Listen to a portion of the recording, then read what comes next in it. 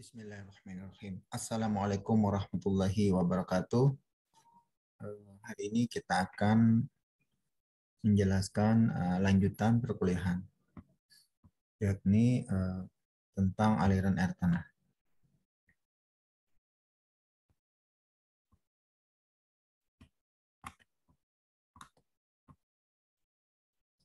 Adapun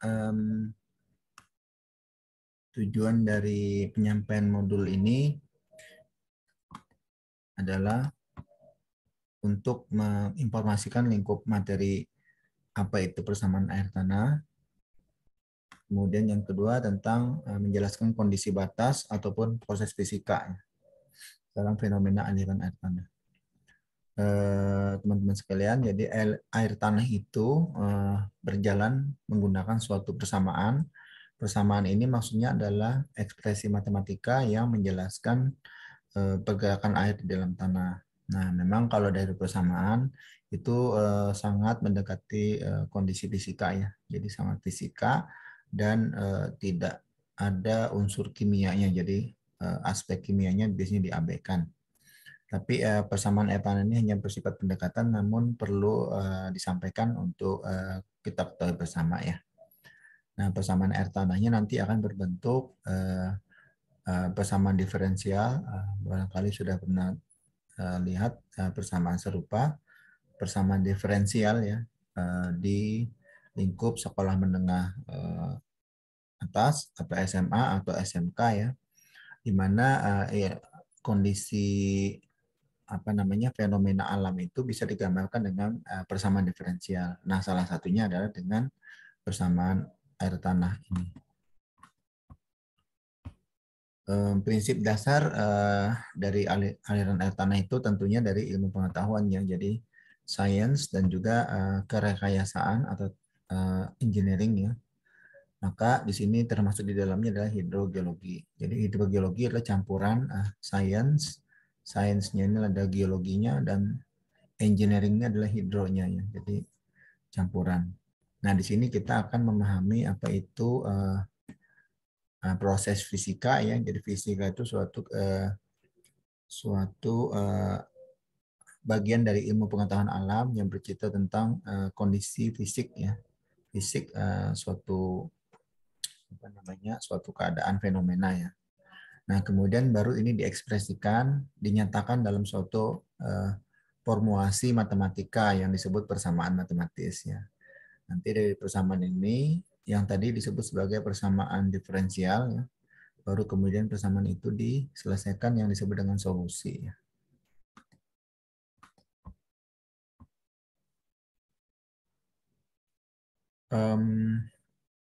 Di sini ada dua proses fisika. Yang pertama disebut Darcy yang kemarinnya, prinsip Darcy. Kemudian yang kedua adalah hukum kekekalan massa. Nah, Darcy ini kan adalah percobaan Pak Darcy yang menjelaskan tentang kecepatan aliran dalam suatu sampel tanah dari ujung ke ujung dan perbedaan head atau tekanannya atau energinya. Sedangkan hukum kekekalan massa ini adalah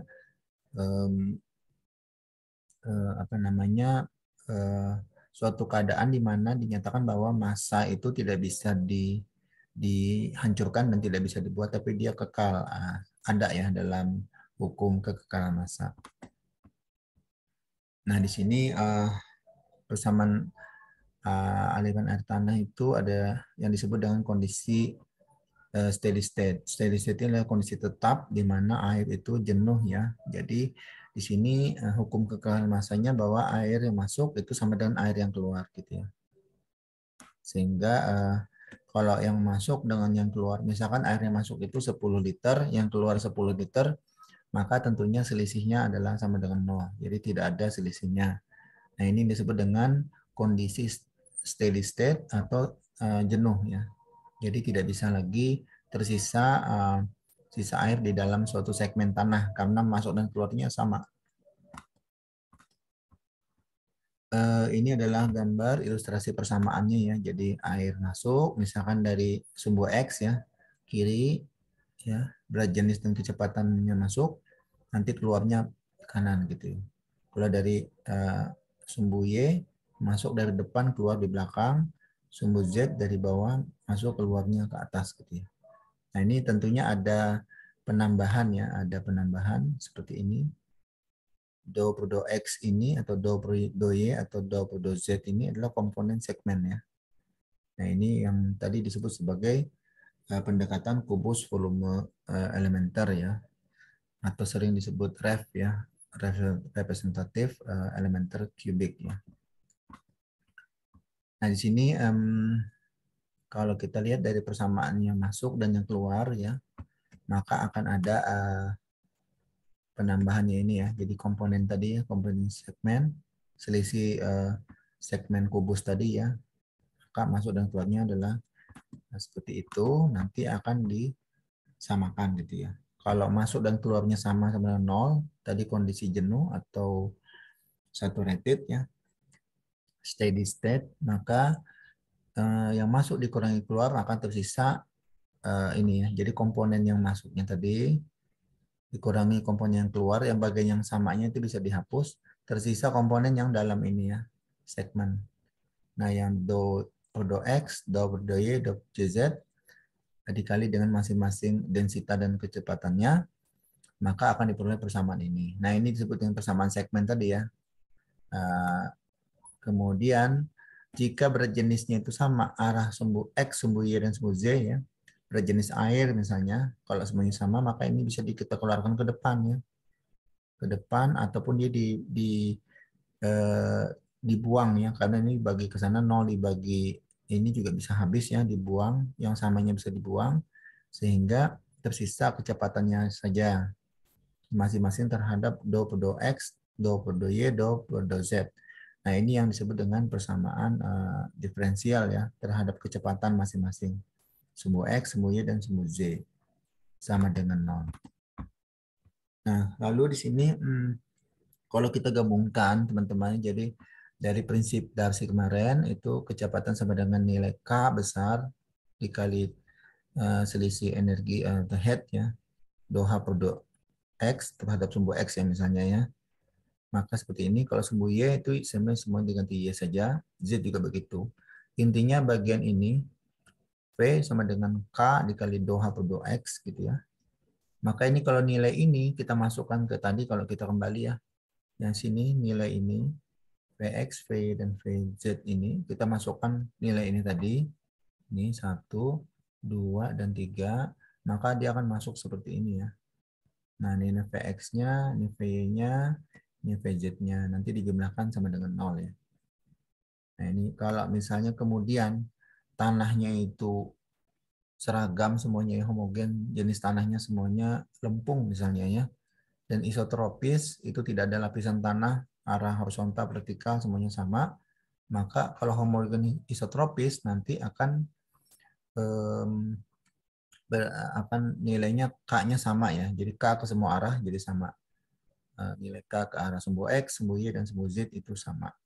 Kalau sama, itu berarti tentunya K-nya akan bisa dikeluarkan ya. Jadi seperti itu. Dan ini tadi nilainya masing-masing do-nya ini bisa kuadrat ya, karena do dengan do ketemu ya. Sama juga do X juga ketemu ya. Maka di sini do kuadrat H dibagi do X kuadrat. Sama sumbu Y dan sumbu Z begitu. Nah ini yang sering disebut dengan persamaan Laplace. Persamaan Laplace ini sangat penting dinyatakan sebagai persamaan aliran air tanah. Nah, di sini persamaan aliran air tanah yang selanjutnya itu adalah kalau kondisinya itu adalah transisi atau transient ya. Kalau tadi itu kan steady state ya. Kalau sekarang namanya unsteady state. Kalau unsteady state atau kondisi transient atau kondisi transisi itu saturated, maka massa yang selisih masuk dan keluar itu ada sisa gitu ya. Jadi kalau massa masuk, keluar, kalau tadi kan masuk keluar sama dengan 0, itu kalau kondisinya steady state atau kondisinya tetap. Tapi kalau kondisinya transient atau unsteady state, maka masuk dan selisih masuk keluar itu akan ada perubahan ya di dalam segmen perubahan terhadap waktu perubahannya tentunya ya. Nah ini kalau kita lihat dari persamaan tadi, itu yang tadi ya, yang atas ini kecepatan alirannya Sekarang ini tidak lagi sama dengan 0, tapi sudah ada perubahan terhadap waktu. Nah, ini nanti diuraikan seperti ini ya. Ada dua komponen ya. Komponen raw dan komponen N ya. Jadi apa namanya massa jenis dan juga porositas ya. Jadi kalau komponen massa jenis ini yang disebut sebagai perubahan volume. Jadi kalau air masuk itu melar sama kembang kempes ya. Nah, perubahan volumenya ini bagian komponen depan. Sedangkan yang belakang itu ada rongga-rongga ya, ada porositas, rongga-rongga juga ikut berubah dengan adanya air masuk keluar, maka disebut sebagai perubahan porositas. Dua-dua ini disebut sebagai specific storage. Jadi komponen daya simpan spesifik ya. Jadi spesifik simpan begitu ya. Jadi daya simpan air di dalam segmen tanah. Ini adalah cerita tentang perubahan tadi ya. Jadi berjenis dan porositas. Nah, ini kemudian sering ditulis sebagai ini ya. Sebagai DOS raw specific storage ya, dikali berjenis dikalikan dengan selisih tinggi energi terhadap waktu ya. Nah, kalau untuk Darcy nanti bagian yang kecepatan ini Vx, Vy, dan Vz itu kan akan berubah menjadi nilai ini semua ya. Jadi ini K ini, maka nanti Do-nya bisa dikuadratkan ya. K-nya itu sama isotropis dan homogen nanti akan lari ke bawah sini ya. Jadi seperti ini. Ini Do-nya do kuadrat, Do X-nya juga kuadratnya. H-nya sama semua ya, H. Kemudian K-nya tadi kalau anggap homogen isotropis, maka dia akan lari ke bawah sini ya. Jadi SS dibagi K dikali 2H per 2T. Nah, sekarang definisi dari specific storage ya. Specific storage itu ya kurang lebih adalah seperti ini berdasarkan persamaan tadi ya. Jadi rho G jadi berjenis kali gravitasi dikali suatu komponen angka koefisiennya alfa dan beta masing-masing juga salah satunya dikalikan dengan porositas gitu. Jadi komponen SS ini di bagian atas itu dimasukkan ke sini ya. Nah, untuk apa namanya? Untuk kondisi aquifer tertekan, kemarin itu kan kita bicara tentang aquifer tertekan ya untuk dua dimensi, maka tentunya sumbu X dan Y saja yang kita perhitungkan, sedangkan sumbu Z-nya itu bisa diabaikan ya, karena dua dimensi. Maka komponen kiri ini seperti ini, taruh di sini. Komponen kanannya bisa ditulis lengkap, bisa juga diringkas ya, seringkas seperti ini. S per T ya, dikali 2H per 2T. Nah, ini persamaan ini yang paling sering digunakan dalam perhitungan sumur pompa. Teman-teman sekalian tidak perlu khawatir karena sebenarnya materi yang bersifat matematik ini tidak perlu diturunkan karena itu pekerjaan teman-teman di jalur akademik S1. Nah, untuk teman-teman vokasi cukup mengetahui saja kenapa jadi rumus ini yang digunakan gitu ya. Jadi ujung-ujungnya adalah rumus pemompaan sumur pompa adalah menggunakan persamaan yang bawah sini untuk aquifer tertekan ya. Lalu berdasarkan persamaan aliran tanah tersebut yang tadi, maka biasanya dibuat solusi persamaan diferensial. Jadi persamaan diferensial itu kan belum diselesaikan, baru kemudian diselesaikan. Nah, kalau dulu itu penyelesaiannya itu tentunya pakai analitisnya itu sangat berat ya. Nah, sangat berat, perlu waktu berminggu-minggu baru selesai. Tapi setelah zaman modern komputer ditemukan, maka itu bisa diselesaikan dengan cara simulasi numerik namanya ya. Nah, mungkin teman-teman pernah dengar ada simulasi numerik namanya elemen hingga, finite element atau beda hingga atau finite difference. Nah, barangkali simulasi ini bisa digunakan, bisa diselesaikan dengan Excel ya, tapi ini cukup panjang juga. Tapi namanya itu simulasi numerik menggantikan analitis. Kalau dulu analitis lagi zaman pertengahan tuh pakai analitis ya. Tapi setelah ada komputer seperti Excel itu ditemukan ya, spreadsheet, Symfony ataupun Quarto Pro ataupun Excel itu ditemukan, namanya itu pengolah angka ya, maka berkembang simulasi numerik gitu ya. Nah, kemudian simulasi numerik ini kemudian dirasa juga masih sulit, maka bisa dilakukan dengan metode grafis. Nah, grafis ini yang nanti akan kita coba pada modul selanjutnya ya. Nah, grafis ini cukup populer mungkin untuk teman-teman vokasi diploma nanti karena ini hanya menggambarkan saja flownet. Jadi interpretasinya hanya gambar. Ya. Tapi ini sudah penyederhanaan dari metode simulasi numerik. Lalu setelah ini ada lagi metode terbaru namanya electrical analog. Kalau electrical analog itu solusi persamaan diferensial persamaan aliran tadi, persamaan aliran air tanah tadi itu dites menggunakan alat aja. Jadi electrical analog, nanti dari electrical analog itu akan tergambar flow-netnya ya, jadi grafisnya begitu. Nah, alat ini kadang-kadang juga tidak terlalu tepat sih, tapi ya lumayan membantu lah.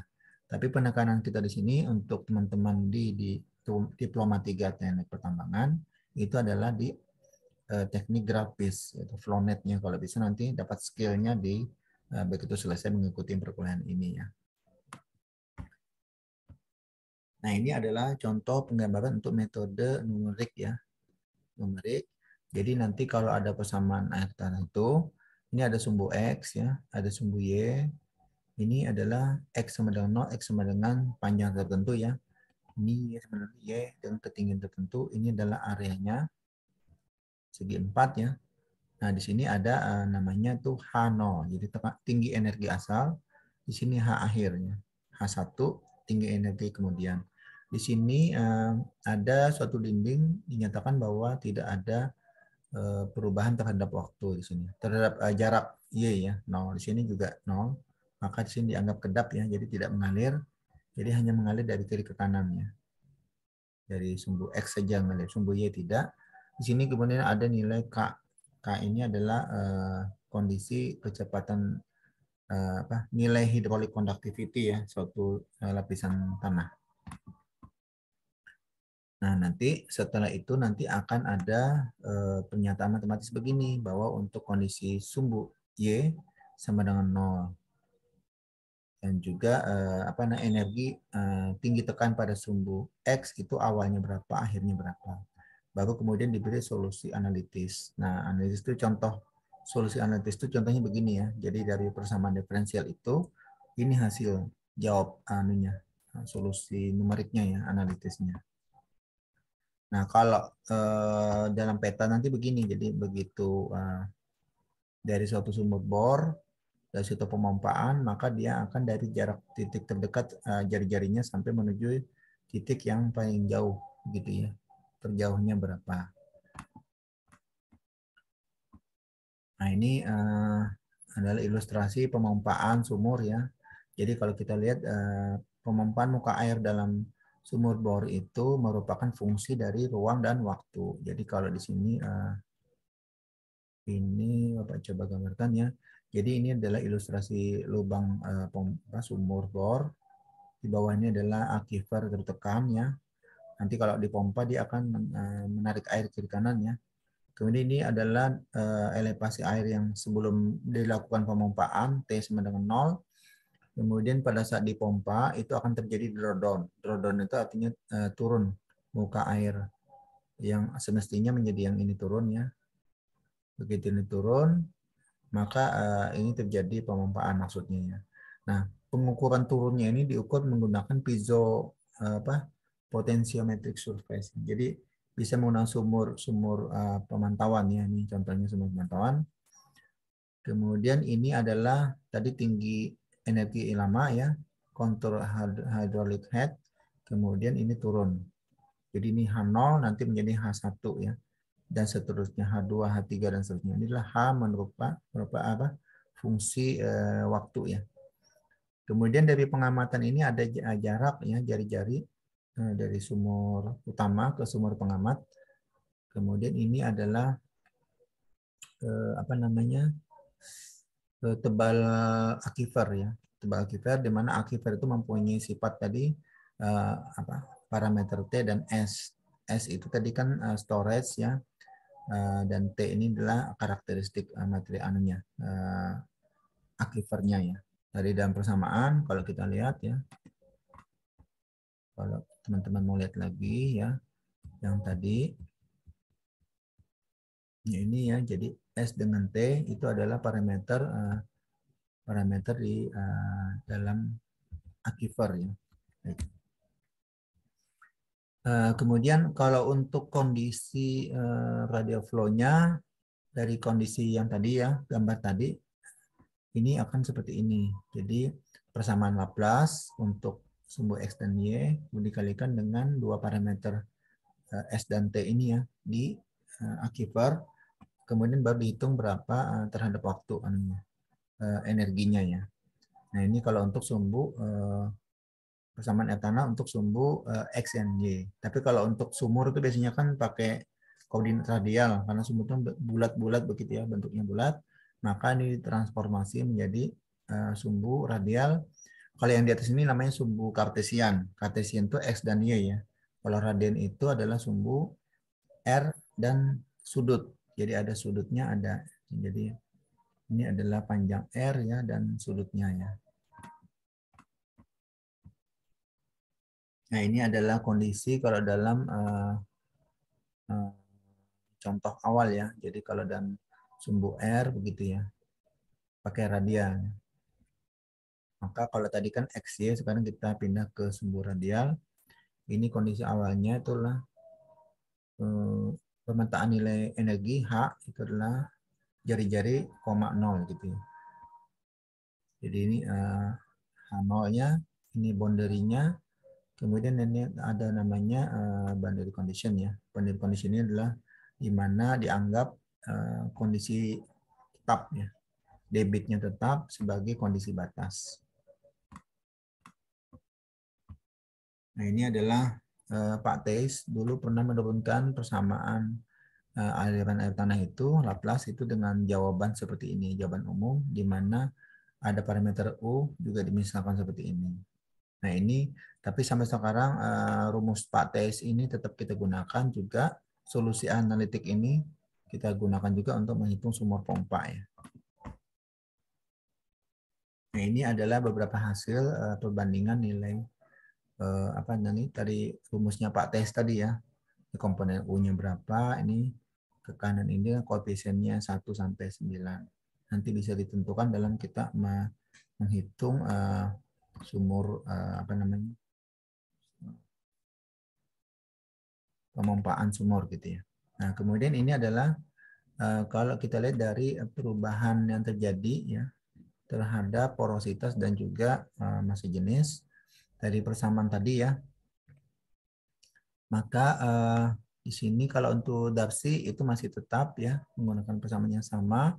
Kalau dia tidak sama ya, kalau belum homogen akan tersebar seperti ini KX, KY, dan KZ dan SS. Tapi kalau untuk homogen dan isotropis maka sekali lagi K-nya sama, berarti keluarkan dan ke bawah.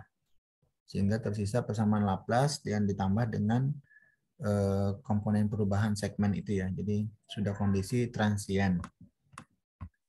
Lalu ini adalah kalau untuk ini sepertinya ada pengulangannya. Maaf.